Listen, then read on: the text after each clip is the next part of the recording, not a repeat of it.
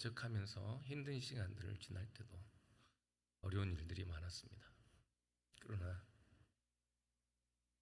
하나님 그때마다 버틸 힘들을 주셨어요. 정말 좋은 사람들을 만나게 해주시고 정말 귀한 분들, 오늘 우리 예배도 같이 참여하신 은퇴하신 목사님, 사모님도 계시는데요. 제가 생각하기에 힘들고 어려운 것은 이만했고요. 제 주변에 있는 저를 돕는 분들은 제가 보기에는 이 정도로 작은 분들이었습니다. 그러나 그분들이 저에게 주시는 힘은 모든 어려움을 다 극복하고도 남을 만큼 정말 크고 감사했습니다. 미국에 와서 저는 유럽에서 공부했기 때문에 마땅히 교제하는 사람들이 없었습니다. 그리고 저를 알고 앞에서 끌어주고 저를 후원하고 또 제 목회를 좋은 방향으로 이끌어줄 만한 분들이 없었는데, 그래서 한편으로는 외로웠는데요. 팬데믹 기간 동안에 좋은 분들을 만나고 교회 개척을 준비하기 바로 전에 또 우리 교제하는 목사님들로부터 존경하는 박영배 목사님을 소개받고 우리 NLMA에 가입할 수 있어서 여러분들을 만나고 이렇게 또 정말 가슴 따뜻한 환대를 받고 정말 지극정성한 대접을 받고 여러분의 사랑과 그 후원과 기도에 몸둘 바를 모르겠습니다. 아내에게 많이 미안했어요. 좀 잘생겼잖아요. 이런 농담 하지 말라 그랬는데 제 얼굴 하나 보고 시집 왔는데 정말 고생을 많이 했습니다. 평생 미안해요. 평생 빚진 것 같았는데요. 나이 50에 개척을 다시 시작한다고 하니까 사실 속으로는 아내에게 또 한 번 더 심한 고생을 시킬까 걱정했어요. 그런데 목사님 불러주셔서 아내 앞에서 제 길을 좀 살려주시니까 괜찮겠어요. 이제 고맙습니다. 설교를 못 하겠는데. 네.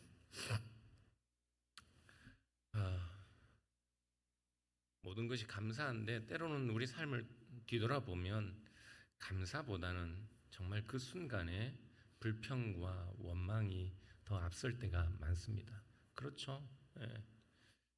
영국의 유명한 기독교 변증가였던 C.S. 루이스 1940년 나이가 42살 될 때 고통의 문제라는 책으로 기독교에 대한 변증서를 썼습니다. 이 세상에 악과 고난이 존재하는데 그럼에도 불구하고 선하고 완전하신 하나님이 계시다고 말할 수 있는가? 그는 yes. 비록 세상에 불합리와 고통과 악이 존재해도 여전히 하나님은 계시다 말할 수 있는 책을, 고통의 문제라는 책을 썼습니다.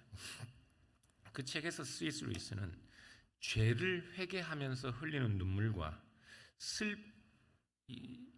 우리의 죄에 대한 탄식, 그 슬픔이 비록 남을 돕도록 그렇게 우리를 만들지 않는다면 그 회개, 그 슬픔, 그 눈물은 나쁜 것이라고 그렇게 했습니다. 고통의 의미라는 책에서 이 C.S. 루이스는 우리는 고통 속에서도 하나님의 목소리를 들을 수 있어야 한다고 그렇게 외쳤습니다. 그리고 20년이 지났습니다. 그가 죽던 해인 1963년 또 다른 책이, 그의 책이 헤아려 본 슬픔이라는 제목을 달고 출판되었는데요. 그 책에서 그는 자기가 지극히 사랑했던 아내 조이를 잃은 그 슬픔을 마음껏 토로했습니다. 아내를 잃은 슬픔 가운데서 그는 하나님이 어디 계신가? 다른 모든 도움이 헛되고 절박해서 하나님께 다가가면 무엇을 과연 얻을 수 있는가? 하나님의 도움은 너무 멀고 하나님은 빈집과 같았다. 그렇게 고백했습니다. 왜 하나님은 우리가 잘 될 때는 사령관처럼 당당하게 우리 앞에 나타나시는데 환난의 때에는, 정작 우리를 도와줄 리가 아무도 없는 것 같은 때는 그렇게 하나님은 우리에게 작은 도움이라도 그렇게 인색하시는가? 어떻게 보면 정말 심각한 탄식을 하나님께 불평 비슷한 그런 고백들을 하고 있었습니다. 그러나 그의 이런 원망과 탄식이 그의 불신앙을 의미하는 것은 아니었습니다. 나이 40에 고통의 문제 너머에 선하신 하나님이 계시다고 말했던 20세기 가장 위대한 기독교 변증가였던 C.S. 루이스라도 인생의 황혼기에 그의 나이 60이 되어 사랑하는 아내를 고통 가운데 잃게 되었을 때는 먼저 하나님을 향한 원망과 탄식으로 슬퍼하고 아파할 시간이 필요했던 것입니다.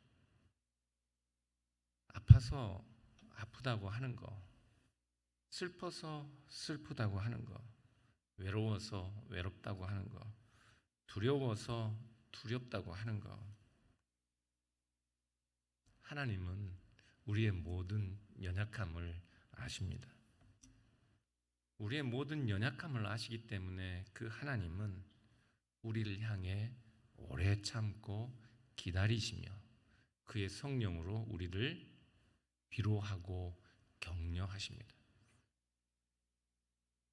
이 하나님의 마음을 아는 바울 역시 교회 성도들의 연약함을, 우리의 연약함을 잘 알고 있습니다. 그래서 바울은 언제나 성도들을 향해 그의 편지 말미에 그리스도의 이름으로 성도들을 축복하기를 주저하지 않았습니다. 다른 사람을 축복한다는 것, 저는 여러분들에게 많은 축복을 받은 것 같은데요, 그것은 그 사람을 향한 연민과 사랑에서 나오는 것입니다. 그러니까 여러분들 오늘 좀 축복을 저에게 많이 하셨는데, 오늘 교회에 함께 예배에 참여한 모든 성도들에게 서로 축복을 좀 하시기를 바라요. 성도들을 향한 여러분의 사랑, 그 사랑에서, 그 연민에서 나오는 정말 이 형제가 잘 되고, 정말 이 형제가 하나님과 복된 교제를 나누고, 이 자매가 복되고 성실하고 아름다운 많은 사람들로부터 존귀함을 받는 그런 사람이 되기를 축복해 주시기를 바랍니다. 그런 사랑으로 바울은 고린도전서 16장 23절을 보면 이렇게 축복하고 있어요. 주 예수 그리스도의 은혜가 너희와 함께하고 나의 사랑이 그리스도 예수 안에서 너희 무리와 함께 할지어다. 예수 그리스도의 은혜가 너희 무리와 함께하고, 그리고 예수 그리스도의 은혜가 너희하고 함께할 때 내가 너희를 향한 사랑, 너희를 향한 나의 애달픈, 너희를 향한 나의 연민도 그리스도께서 너희를 향한 그 은혜 안에 함께하기를 바란다. 그리스도의 이름으로 축복하는 그 축복에 성도들을 향한 바울의 사랑이 그대로 전달되기를 바랬습니다. 그렇게 다른 사람을 축복한다는 것은 그 사람을 사랑하는 사랑에서 나오는 것입니다. 우리 오늘 땡스기빙인데요, 감사하죠. 팬데믹이 다 지나고 이렇게 얼굴과 얼굴을 대면하며 한 교회로, 그리스도의 몸으로, 한 형제로, 가족으로 이렇게 손을 잡고 얼굴을 보며 목소리를 듣고 함께 예배하는 자리에 앉았다는 것 감사합니다. 그렇죠? 우리는 이런 시간을 2년 동안 기다려왔잖아요. 더 감사한 것은 하나님께서 정말 적절하게 우리가 함께 모여 예배드리는 이 땡스 기빙, 이 감사가 넘치는 시기에 그의 말씀으로 또한 우리를 복주시고 위로해 주셨으니 얼마나 감사합니까? 그런데 이 감사가 넘치는 이 날, 여러분들이 정말 내 형제 자매, 이제는 손을 잡고 우리가 안아주며 우리의 사랑과 우정을 나눌 수 있는 이 형제들에게 우리가 진심으로 그 형제와 자매들이 잘 되기를 바라고 축복한다면, 진심으로 축복한다면 이런 땡스기밍이 365일 늘 있을 거예요. 오늘 이렇게 형제 자매들을 축복하는 그런 축복의 인사가 여러분들 간에 오고 가기를 주님의 이름으로 축복합니다. 우리 주 예수 그리스도의 은혜와 하나님 아버지의 사랑과 성령의 교제가 여러분들과 함께 하시기를 축복합니다. 여러분들도 이런 축복, 우리 바울의 축복으로 여러분들도 서로를 축복할 수 있으면 좋겠습니다. 고린도후서 13장 13절에 이 바울의 축복문은 바울이 그의 편지에 항상 여러 편지들마다 이런 축복문이 있는데 그 축복문들 중에 가장 정교하게 잘 다듬어진 그런 기도문입니다. 그리스도와 아버지와 성령이 함께 그분 삼위의 이름이 함께 거론되며 성도들을 축복하는 삼중 구조로 되어 있는데 그리스도에게는 은혜를, 하나님 아버지에게는 사랑을, 성령에게는 교제를 연결해서 그렇게 성도들을 축복하고 있죠. 그런데 이 삼중 구조는 그냥 만들어주는 것이 아니고 바울이 그가 신앙하고 고백하고 섬기는 그 하나님에 대한 바른 이해로부터 나온 것입니다. 바울은 유일신 신앙을 가지고 있었습니다. 바울은 열심히 있는 유대교 랍비와 같은 사람이었습니다. 그런데 바울이 어떻게 하나님 한 분의 이름이 아니라 그리스도와 하나님과 성령의 이름으로 성도들을 축복할 수 있게 되었을까요? 사실은 이것은 유대교 신앙으로는 상상할 수 없는 일입니다. 왜냐하면 유대인들은 오직 하나님 한 분만이 그들의 참되고 유일한 신이기 때문에 하나님의 이름과 다른 이름을 함께 거론한다는 것 자체는 유대인들에게는 불가능한 일입니다. 여러분, 이 유일신 신앙의 특징이 뭔지 아세요? 유일하신 한 분 하나님을 믿는다는 것. 하나님이 오직 유일하고 참되신 하나님이 한 분이시기 때문에 다른 신들을 인정하지 않는 겁니다. 다른 종교를 인정하지 않는 것이 유일신 신앙의 특징입니다. 다른 신들은 다 거짓된 것이에요. 사람이 만들어낸 것이죠. 다른 종교들은 우상 숭배이기 때문에 다른 종교들과 내가 믿는 여호와 유일신 신앙을 함께 혼합해도 그것은 신성 모독이고 우상 숭배가 되기 때문에 유일하신 한 분 하나님을 믿는다는 것은 결국은 그 어떤 종류의 다른 종교도 다른 신도 인정하지 않는 것을 의미합니다. 출애굽기 20장 3절을 보시면 너는 나 외에 다른 신들을 내게 두지 말라 말씀하고 5절을 보시면 다른 신들에게 절하지 말라. 나 내 하나님 여호와는 질투하는 하나님이라 말씀하고 있죠. 신명기 4장 24절은 내 하나님 여호와는 소멸하는 불이시요 질투하시는 하나님이시라. 그렇게 하나님도 자기 자신만이 참되고 유일하신 하나님이기 때문에 그를 따르는 하나님의 백성들에게도 질투하듯이 다른 종교, 다른 우상들을 섬기지 못하도록 강한 명령을 하셨던 겁니다. 그래서 이 하나님을 믿는 유대인들은 이 유일하신 하나님에 대한 신앙이 절실하고 진실하고 강하면 강할수록 더 배타적인 다른 종교의 다른 민족들의 다른 문화에 대하여 배타적인 태도를 가지게 되었어요. 신명기 4장 24절을 신명기 6장 4절을 보시면 들으라 이스라엘아 이렇게 시작하는 말씀이 있는데 히브리어로는 쉐마 이스라엘이에요. 그래서 유대인들은 이것을 쉐마 기도문이라고 하는데 그들이 매일의 아침 저녁으로 드리는 기도에 그들은 이 쉐마 기도문을 암송했습니다. 그런데 그 쉐마 기도문은 우리 하나님 여호와만이 유일하신 참 하나님이시다는 고백이에요. 그러니까 매일 아침 저녁으로 이 쉐마 기도문을 낭송하면서 그들은 매일매일 그들의 삶 속에 그 어떤 우상도 그 어떤 다른 신도 끼어들 수 없는 엄격한 그런 삶을 살고자 했습니다. 그렇게 유일신 신앙은 배타성을 특징으로 하고 있어요. 바울 역시 그런 유일신 신앙, 한 분이신 참되신 하나님에 대한 배타적인 열심을 가지고 있던 사람입니다. 빌립보서 3장 6절에 바울이 자기 자신에 대한 이런 그 소개가 나오는데요.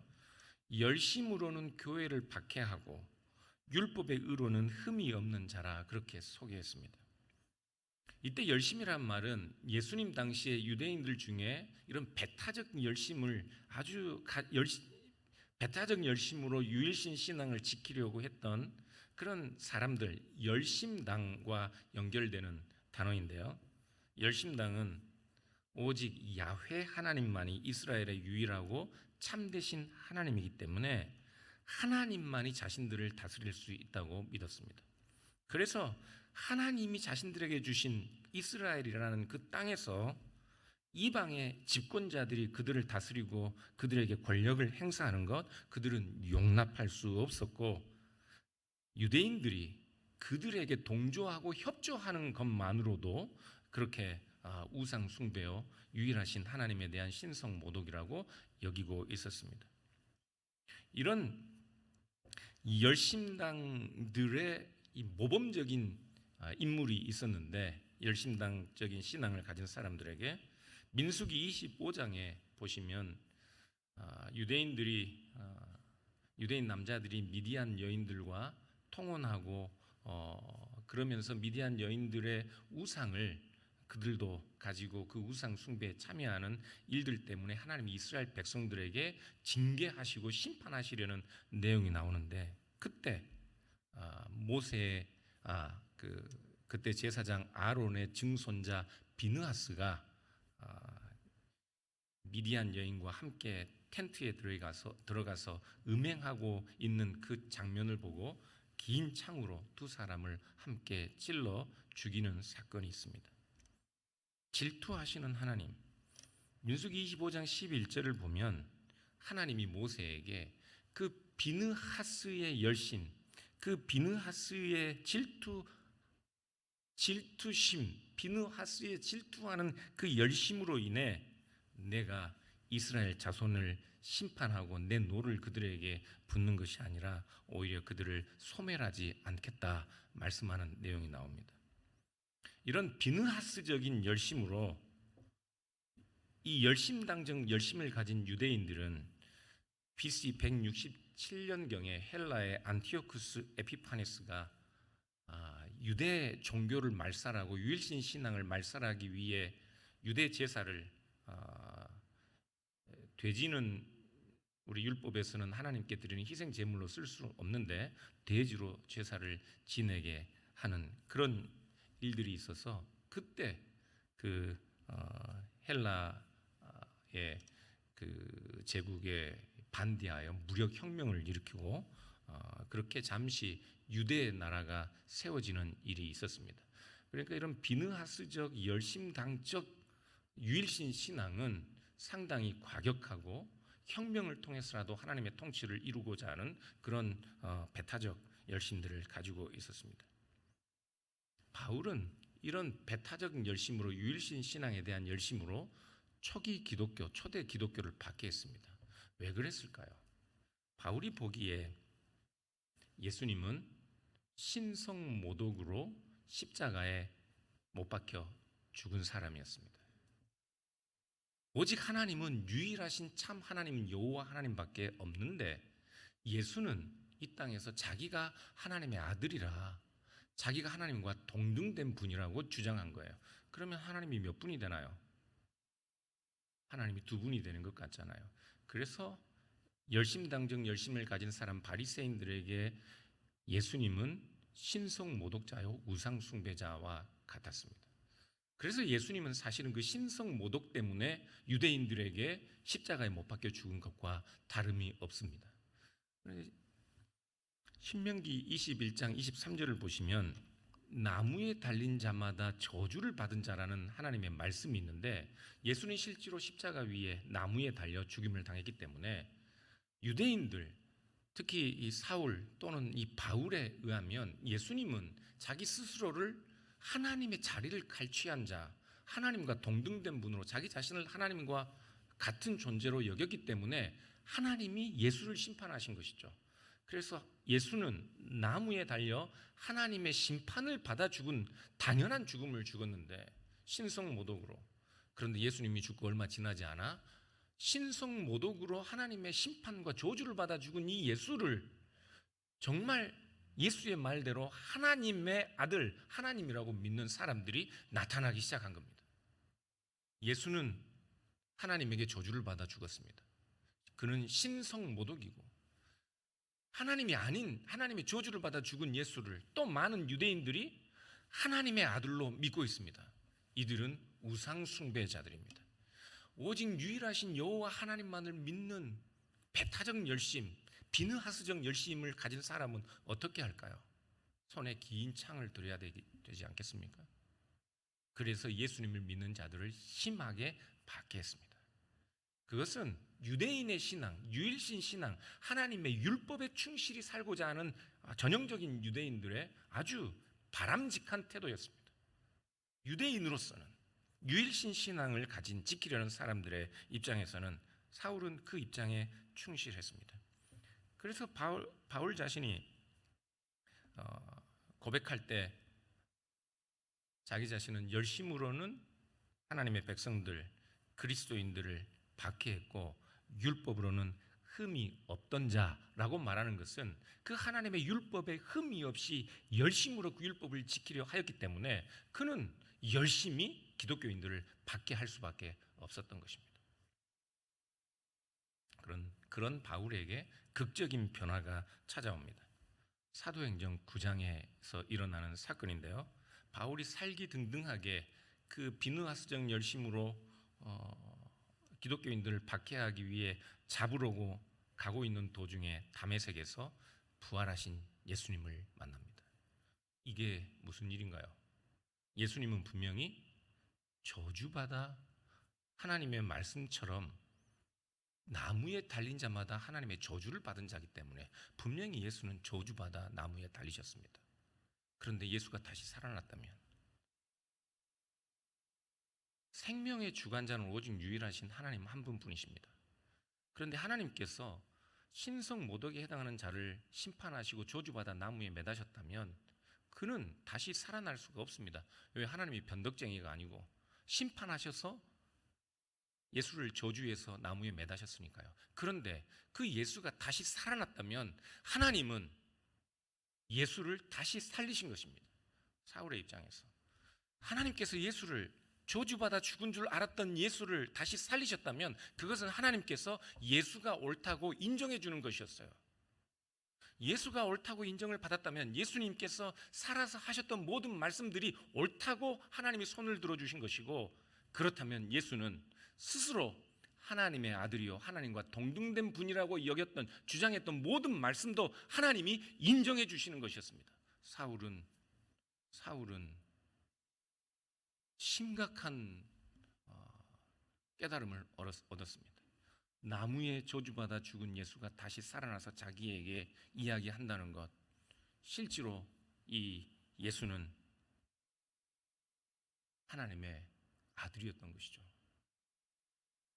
그래서 그 후에 사울은 갈라디아서 3장 13절을 보시면 예수가 저주를 받아 나무에 달려 죽었다면, 하나님의 말씀이 그렇게 선포하고 있으니까요, 나무에 달린 자마다 저주받아 죽은 거니까. 그런데 이 예수가 하나님이시라면, 하나님의 저주를 받아 나무에 달렸다면 그것은 예수님 자신의 죄와 자신의 악 때문에 저주를 받아 나무에 달린 것이 아니라, 바울은 우리의 죄, 우리의 악, 우리가 받아야 할 저주와 심판과 형벌을 대신하여 나무에 우리의 저주를 대신하여 받기 위하여 나무에 달리신 것이라고 그렇게 이해한 것이죠. 그래서 갈라디아 3장 13절에 이렇게 말씀했습니다. 그리스도께서 우리를 위하여 저주를 받은 바 되사 율법의 저주에서 우리를 속량하셨으니 기록된 바 나무에 달린 자마다 저주 아래 있는 자라 하였습니다. 그리스도께서는 저주를 받아 나무에 달리셨습니다. 그러나 누구의 저주를 받으셨어요? 그리스도께서는 하나님의 심판을 받아 나무에 달리셨습니다. 그러나 그리스도는 하나님의 아들이고 하나님이셨습니다. 그분은 저주를 받거나 심판을 받을 분이 아니셔요. 그런데 저주를 받아 나무에 달리셨습니다. 누구의 저주를 대신 받으신 거예요? 누구의 죄를, 누구의 형벌을 대신하여 나무에 달리신 것입니까? 우리의 형벌을 위하여, 우리가 받을 심판을 하나님의 아들이신 그리스도께서는 대신하여 받으셨습니다. 우리가 받아야 할 저주를 대신하여 십자가 위에 달리신 것이죠.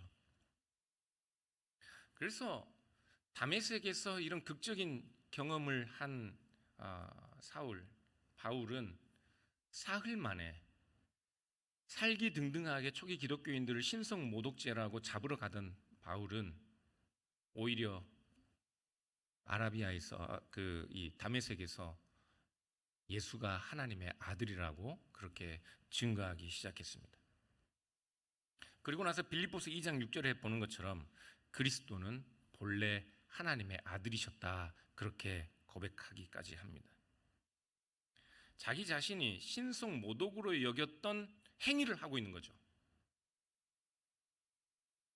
유대인 유일신 신앙을 가진 사람으로서는 결코 할 수 없는 일을 지금 바울은 하고 있는 것입니다. 그러면 바울이 예수가 하나님의 아들이라고 증거할 때 지금 바울은 유일신 신앙을 포기한 건가요? 포기했나요? 아닙니다. 바울은 여전히 그의 모든 편지들에서 오직 우리 하나님, 그분은 유일하신 하나님 여호와 한 분밖에 없다고 누차 강조하고 있습니다. 그럼에도 불구하고 바울은 예수 그리스도가 본래 하나님의 본체이셨다고 그렇게 가르치고 있습니다. 여러분은 어떤 하나님을 믿으세요? 우리가 믿는 하나님은 어떤 분인가요? 여러분의 복음에 등장하는 하나님은 어떤 분이세요? 여러분이 기도할 때 하나님 우리의 모든 죄를 용서해 주셔서 감사합니다. 누구에게 기도합니까? 하나님. 그 하나님은 어떤 분이세요?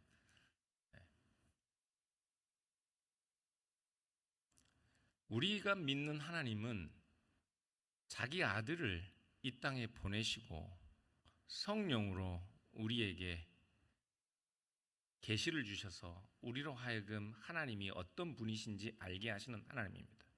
그런데 우리가 아는 그 하나님은 바울에 의하면 하나님은 분명히 한 분이신데 아버지가 아들이 아니고 아들이 성령이 아닌데 아버지와 아들과 성령이 각각 개별적 실체인데 그럼에도 불구하고 하나님이 한 분이라고 말씀하고 있는 것 같아요. 바울이 어떻게 이런 유일신 신앙을 가진 바울이 이런 신앙을 갖게 됐을까요?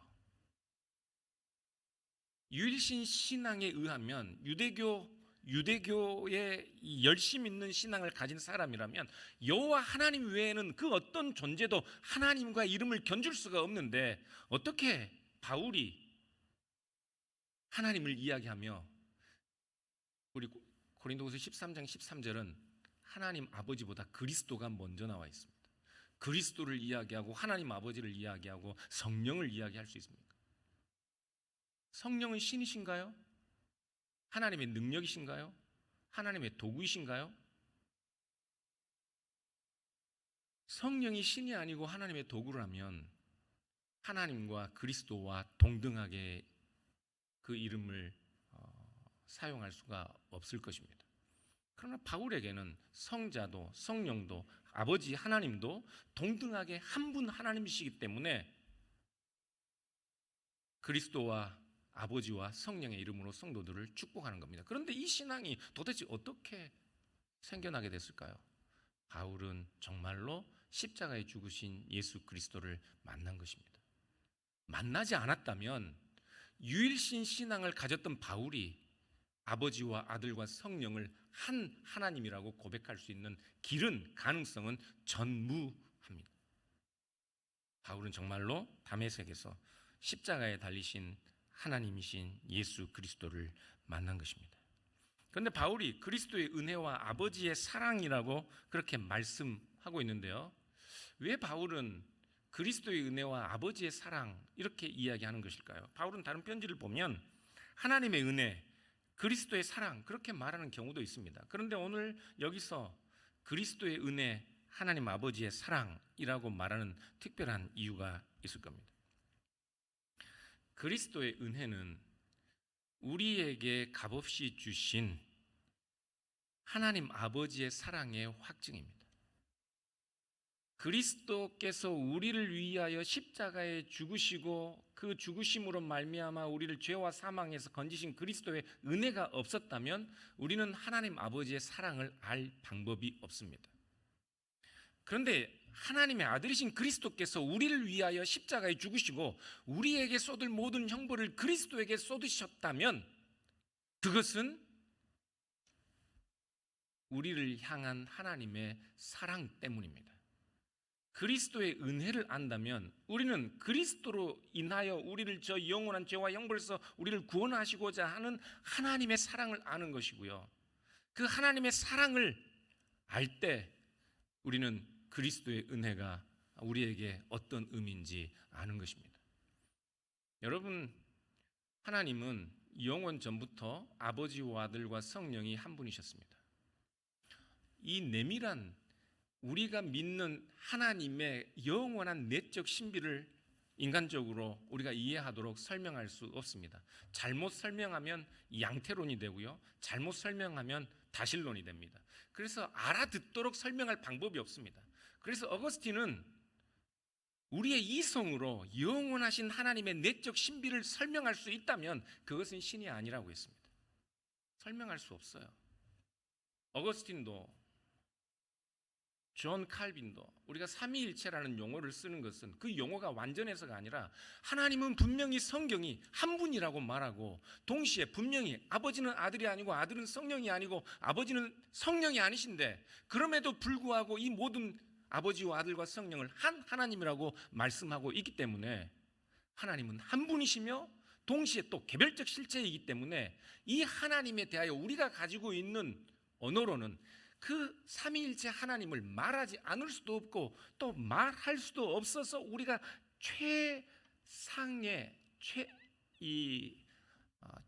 최선의 용어를 선택한 것이 삼위일체라고 그렇게 설명합니다. 하나님이 그 영원 전부터 계신 그 하나님 아버지께서 자기 아들을 우리를 위해 십자가 위에 매다셨습니다. 그게 무슨 의미일까요? 여러분, 정말로 귀한 것, 온 세상을 살 수 있는 길이 열렸으면 여러분 아들 내주시겠습니까? 그런 방법이 있다면 아들은 못 내줘도 저는 내줄 수 있겠죠. 차라리 그런 것을 얻을 수 있다면 아들은 아니라 아들은 포기는 못해도 나는 포기할 수 있잖아요. 나를 주고 그 세상을 얻겠죠. 그러나 성경은 그보다 더 큰 것을 우리에게 주셨다고 말씀합니다. 하나님 아버지께서 우리 불완전한 인간이라도 욕심에 사로잡힌 우리 인간이라도 아버지는 아들을 포기할 수 없는데 완전한 선이신 하나님께서 아버지 하나님께서 자기 아들을 포기하셨습니다. 자기 아들을 버리셨다고요. 누구를 위해서? 아들이 저주를 받아야 할 이유 때문에요? 아니요. 우리의 죄와 우리의 영원한 형벌을 대속하기 위해서요. 여러분, 어제 목사님께서 그런 말씀을 하셨는데 하나님의 영원한 심판을 상상할 수 없는 겁니다. 왜 쉽게 구원에 대해서 우리가 그게 정말 우리에게 절실하게 필요한 거라고 생각하지 않는 줄 아세요? 그 지옥의 심판과 하나님의 영원한 형벌이 얼마나 무서운지 모르기 때문에 하나님의 형벌이, 하나님의 영원한 심판이 얼마나 무서운지 말씀드릴까요? 자기 자신은 버려도 아들을 버릴 수 없는데 아들을 버려서 그 아들에게 모든 진노를 쏟아야 할 정도로 두려운 심판이 우리에게 있습니다. 그리스도가 아니라면. 그런데 그 심판을 면할 길은 예수 그리스도밖에 없습니다. 하나님이 우리를 사랑하시고 우리를 구하시기 위한 방법, 하나님이 우리를 사랑하시는 그 사랑은 오직 십자가에 매달려 죽으신 우리의 모든 죄와 형벌을 대속하신 예수 그리스도, 그분 외에는 다른 길이 없기 때문에요. 예수 그리스도는 하나님의 그 사랑을 우리에게 확증한 분입니다. 예수 그리스도를 알지 못하고는 하나님 아버지를 알 수가 없어요. 하나님 아버지의 사랑을 알 수가 없습니다. 예수 그리스도를 통해서 우리의 모든 죄와 형벌이 사함을 받았다는, 우리의 저주를 예수 그리스도를 통해서 하나님께서 대속하셨다는 사실을 알지 못한다면 우리는 하나님의 사랑 자체를 알지 못하는 것입니다. 그래서 갈라디아서 1장 4절을 보면 그리스도께서 하나님 곧 우리 아버지의 뜻을 따라 이 악한 세대에서 우리를 건지시려고 우리 죄를 대속하기 위하여 자기 몸을 주셨다, 그렇게 말씀합니다. 그리스도께서 우리의 죄를 대속하기 위해 자기 몸을 주셨어요. 누구의 뜻이에요? 아버지의 뜻을 따라예요. 그러니까 아버지의 뜻을 따라 그리스도께서 죄인된 우리를 위해 자기 몸을 들이지 않으셨다면 아버지의 사랑을 알 수 없기 때문에, 아버지의 뜻을 알 수 없기 때문에 그리스도로 말미암는 대속의 은혜를 알고 그 은혜로 말미암아 하나님 아버지의 뜻과 사랑을 아는 거예요. 그래서 바울은 그리스도의 은혜와 아버지의 사랑을 이야기하는 겁니다. 에베소서 14장 2절을 보면 긍휼이 풍성하신 하나님이 우리를 사랑하신 그 큰 사랑을 인하여, 얼마나 큰 사랑요? 자기 아들을 포기하셨다니까요. 여기 연세 많으신,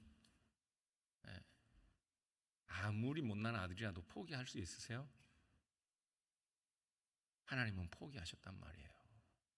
아들에게 채찍을 드시고요, 아들의 손에 못을 박으시고 아들의 옆구리에 창이 깊숙이 들어가고 아들이 결국에는 나의 아버지가 아니라 나의 하나님, 아버지에게서 버림받은 것 같은 자리에서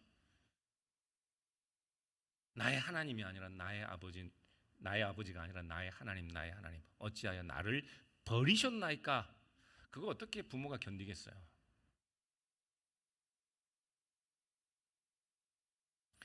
요한일서 4장 9절은 하나님의 사랑이 우리에게 이렇게 나타난 바 되었으니 하나님이 자기의 독생자를 세상에 보내심은 그로 말미암아 우리를 살리려 하심이라. 사랑은 여기 있으니 우리가 하나님을 사랑한 것이 아니요, 하나님이 우리를 사랑하사 우리 죄를 속하기 위하여 화목 제물로 그 아들을 보내셨습니다.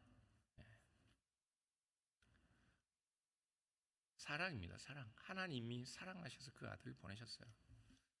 그런데 여러분, 이것은 우리 사람들도 마찬가지입니다.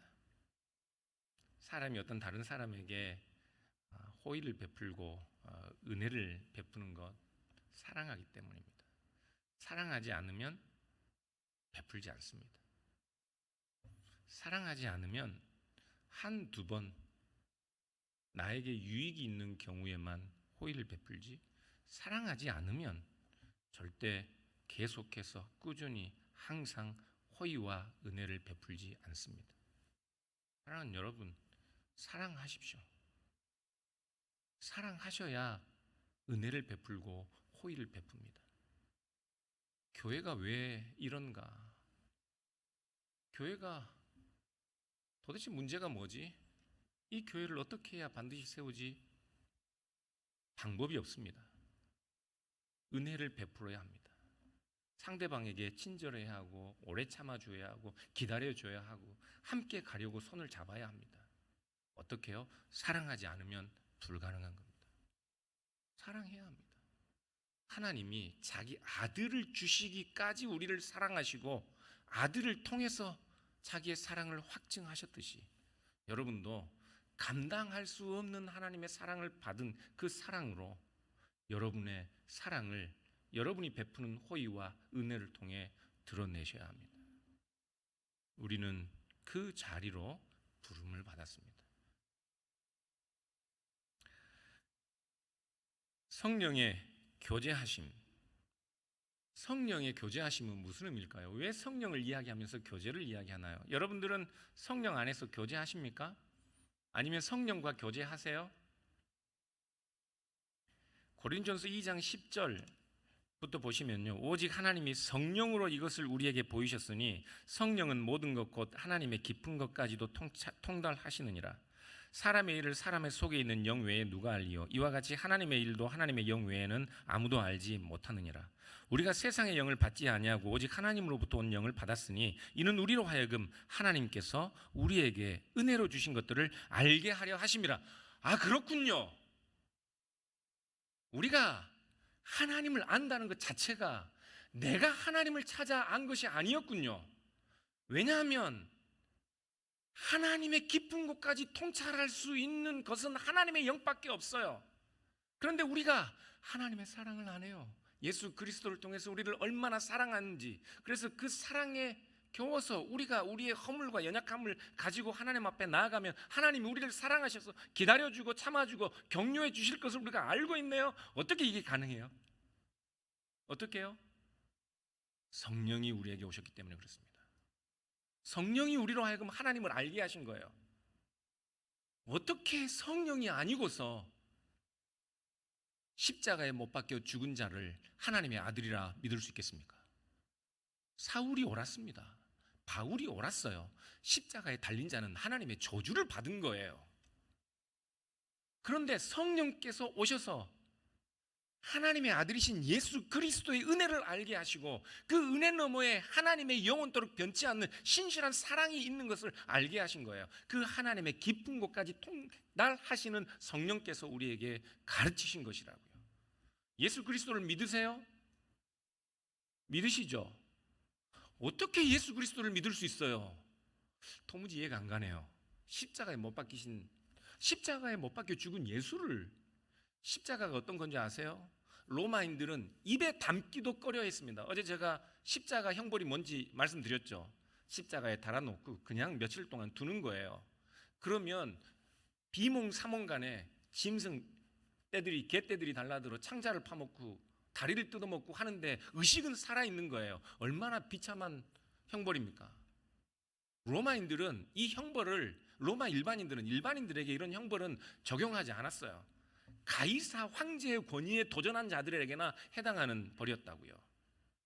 그래서 이 형벌은 일반인들은 입에 담기도 꺼려 하던 겁니다.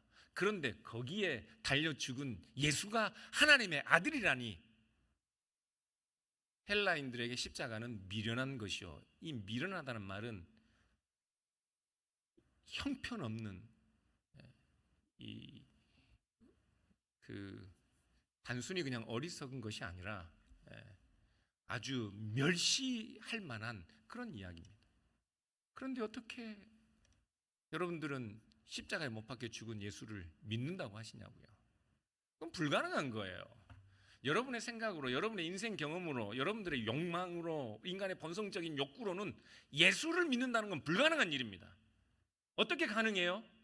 성령께서 오셨어요. 성령께서 오셔서 우리의 마음속에 마치 어둠 가운데 빛을 비추듯이 예수 그리스도를 향해 다메섹에서 바울이 그 예수 그리스도의 소리를 들은 것 같은 그 놀라운 성령의 역사로 우리에게 그리스도를 믿게 해주신 것입니다. 여러분들이 이 자리에 앉아 있는 것, 2000년 전에 바울이 다메섹에서 부활하신 하나님의 음성, 예수 그리스도의 음성을 들은 것만큼 충격적인 사건입니다. 우리 힘으로 앉아 있는 거 아니에요. 절대 아닙니다. 그럴 수가 없어요. 삼위일체 하나님이요, 인간의 철학이나 사상이 만들어낼 수 있는 신이 아닙니다. 저는 학부 때 철학을 공부했어요. 철학과 관련, 제 아내가 아는데 정말 인류학, 사회학, 역사 많은 책을 읽었습니다. 그런데요, 어떤 종교도, 어떤 철학도, 어떤 합리적인 이성도 삼위일체라는 신 개념을 만들어낼 수 없습니다. 초대 기독교 때 삼위일체는 기독교의 가장 심각한 어떤 기독교 신앙을 변증하는 그런 내용이었습니다. 왜요? 성경은 분명히 하나님은 한 분이라고 이야기하고 아버지, 아들과 성령을 이야기하니까 이해가 안 되는 거예요. 그래서 이것을 이해하기 위해 헬라적인 사유에 익숙한 사람들은 유일신 신앙이나 다신론밖에 없기 때문에, 유대교인들은 유대교밖에, 유일신 신앙밖에 없기 때문에 도대체 성경에 나오는 예수와 성부와 성령을 어떻게 이해할 것인가?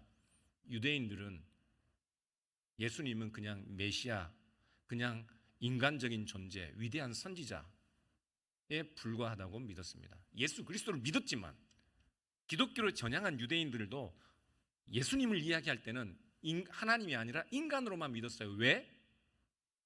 그들은 유일신 신앙밖에 가지고 있지 않으니까요. 하나님, 이 여호와 하나님 외에 그리스도나 성령을 이야기하면 유대인들에게는 다신론이에요. 헬라인들에게는, 그들의 신화와 그들의 종교에는 다신론, 신이 얼마나 많았는지 몰라요. 그러니까 그들은 성부와 성자와 성령 문제가 없었습니다. 그들에게는 차라리 신은 때로는 신이 하나인데 제우스처럼 어떤 때는 성자의 옷을 입고 어떤 때는 성령의 옷을 입고 나오는 분처럼 그렇게 이해했거나 아니면 아예 삼신론처럼 이해했습니다. 그런데 기독교는 유일신이지만 다신론도 아니고 영원토록 아버지와 아들과 성령이 한 분으로 계시는 하나님이라, 이런 삼위일체적 신앙 고백은 바울이 다메섹에서 부활하신 예수 그리스도를 만나지 않았으면 생겨날 수 없는 것과 같이, 이런 삼위일체 신앙 고백은 아버지와 아들과 성령의 이름으로 목사님이 예배 시간마다 축복하는데도 여러분이 어색함이 없는 이유는 성령께서 오셔서 영원토록 우리의 이성으로는 측량하고 이해할 수 없는 하나님의 내밀한 신비, 영원토록 아버지와 아들과 성령이 한 분으로 계신 그 삼위일체를 우리에게 깨닫도록 하고 믿어지도록 하셨기 때문에 우리는 그 하나님에 대한 신앙 고백을 할 수 있는 것이라고요.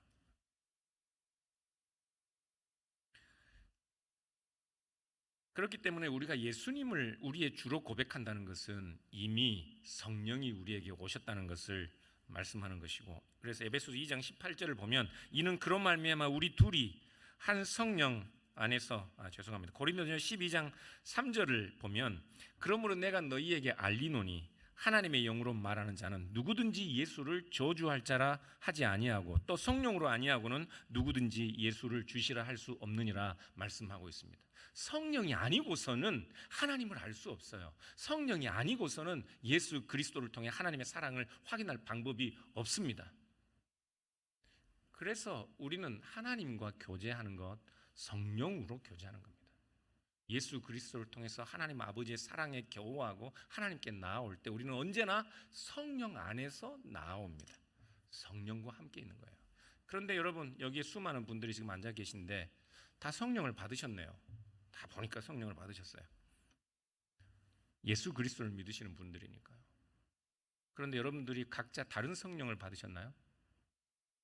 그럼 여러분들이 성령을 받으면 성령이 영원하시고 완전하신 무한하신 성령이기 때문에 다 조금씩 성령을 떼서 여러분들에게 나눠주셨나요? 여러분들에게 오신 성령도 영원하고 무한하시고 완전하신 성령입니다. 여러분 한 분 한 분이 완전하신 성령을 받으신 거예요. 어떻게 보면 성령이 우리에게 와 계시지만 한 분이신 완전한 성령 안에 우리가 다 들어가 있는 겁니다. 그러니까 우리가 성령을 받았다는 말은 우리가 성령 안에서 한 사람 한 사람이 고립된 섬처럼 마치 다른 사람과 무관하게 내 개인적인 신앙으로 하나님과 교제하는 존재로 서 있다는 것이 아니라 모두가 한 성령을 받았기 때문에 우리가 받은 한 성령으로 우리는 한 사람, 한 몸, 한 교회가 되는 거예요. 성령 안에서 교제한다는 것은 우리가 한 성령으로 하나님과 예수 그리스도를 통하여 교제하는 것과 같이 마찬가지로 그 성령이, 하나님과 교제케 하시는 성령이 우리 안에 오셨기 때문에 우리 모든 사람들이 우리가 하나님과 교제하도록 그렇게 교제하게 하시는 거예요. 성령을 받았는데 성도들의 교제가 없다. 교회의 교제, 성도의 교제, 그러니까 많은 사람들이 예배 끝나면 밖에 나가서 아니면 식당에서 밥 먹는 걸 교제라고 생각하는데요. 교제는 이런 겁니다. 참아주는 거, 사랑해서 호의와 은혜를 베푸는 거, 기다려주는 거, 격려해주는 거, 아픈 사람과 함께 아파하고 슬픈 사람과 함께 슬퍼하고 우는 사람 옆에 가서 함께 울어주고, 이것이 교제입니다. 욥이 심각한 재난 가운데 앉아서 울고 있으니까 친구들이 왔어요. 야, 생각해봐요. 하나님은 의롭고 공의로우신 분인데 네가 이런 고통을 당하고 있으면 분명히 네가 무슨 죄를 졌기 때문이야. 생각해봐. 너도 모르는 죄가 있어. 하나님은 의로우신 분이야. 세 친구가 와서 다 그래요. 욥이 그럽니다. 내가 너희들의 친구라면, 너희들이 내 자리에 앉았다면 나는 너희들과 함께 울어줄 것이다. 그게 교제입니다. 교제예요. 성령 우리 안에 오셔서 우리를 교제케 하신다고요. 그래서 에베소서 2장 18절 이하를 보면요, 이는 그로 말미암아 우리 둘이 한 성령 안에서 아버지께 나아감을 얻게 하려 하십니다. 너희도 성령 안에서 하나님이 거하실 처소가 되기 위하여 그리스도 예수 안에서 함께 지어져 가느니라. 우리는 지금까지 너무 신앙을 개인적인 것으로만 이해해왔습니다. 내가 잘 믿고 내가 천국 가면 다 되는 것으로 여겨왔어요. 그러나 성령이 우리에게 오셨어요. 우리에게 오신 성령은 쪼개질 수 없는 분입니다. 한 성령입니다. 성령이 오시는 순간 우리는 그리스도와 연합하여 한 몸이 되는 거예요. 이건 운명입니다. 운명. 여러분들이 예수 그리스도를 믿고 이 자리에 온 순간 우리는 몸이에요. 그리스도의 몸. 쪼갤 수 없는 거예요. 그런데 우리는 교회가 쪼개지고 성도들이 쪼개지고 그래도 아무 문제가 없습니다. 사랑하는 여러분, 삼위일체 하나님을 안다는 것, 우리 스스로의 힘으로는 불가능한 것입니다. 성령께서 우리에게 오셔서 하나님과 교제케 하시고 그 교제로 인하여 또한 우리를 교제케 하시는 그것, 그 일을 하나님께서 시작하셨습니다. 그러므로 오늘 우리가 그리스도의 은혜와 아버지의 사랑과 성령의 교제로 성도들을 축복한다는 것은, 교회가 축복한다는 것은, 여러분들이 다른 형제들에게 삼위일체적 형식으로 성도들을 축복한다는 것은, 이것은 우리가 만들어낸 신이 아니기 때문에 참된 하나님을 우리에게 알려주시고 참된 하나님의 이름으로 우리의 상상력으로는 만들어내는 신이 아니라 정말 유일하게 한 분 계신, 만들어낼 수는 없는 그 신이 우리에게 오셨기 때문에 그 참된 신의 이름으로 축복하는 것이기 때문에 이 축복만이 참된 축복이고, 여러분들이 이 참된 축복으로 성도들을 정말로 축복한다면 그들은 그리스도의 은혜와 아버지의 사랑과 성도의 교제 안에서 복을 누리게 될 것입니다. 그런데 그 축복은 동시에 그리스도의 은혜 안에서 우리에게 베푸신 하나님의 사랑 때문에 우리도 형제 당신을 사랑하고 당신에게 내 호의와 은혜를 베풀겠습니다 하는 축복인 거예요. 당신에게 나를 주겠습니다 하는 축복이라고요. 여러분들이 이 축복으로 성도들에게 서로 문안하고 인사해야 하는데, 그 인사는 곧 내가 당신에게 나를 주겠습니다, 당신을 사랑하고 당신에게 내 호의를 베풀겠습니다, 그렇게 성령께서 나에게 오셔서 하나님을 알게 하신 것처럼 나도 이제 한 성령을 받은 내 형제와 자매와 교제하겠습니다, 오래 참겠습니다, 기다리겠습니다, 사랑하겠습니다. 이 축복으로 서로를 축복하시겠어요? 네. 그러면 이 교회, 정말 오늘날 교회다운 교회가 없어서 많은 사람들이 힘들어하는데요, 완전한 교회는 없습니다. 그러나 여러분들이 그 축복으로 서로를 축복한다면 정말 이 교회는 이 주변의 많은 사람들에게 생명을 전달하는 그런 생명 수가 넘쳐 흐르는 그리스도의 교회가 될 것이라고 믿습니다. 우리 주 예수 그리스도의 은혜와 하나님의 사랑과 성령의 교제하심이 흘렀던 장로교회 모든 교우들과 함께 하시기를 축복합니다.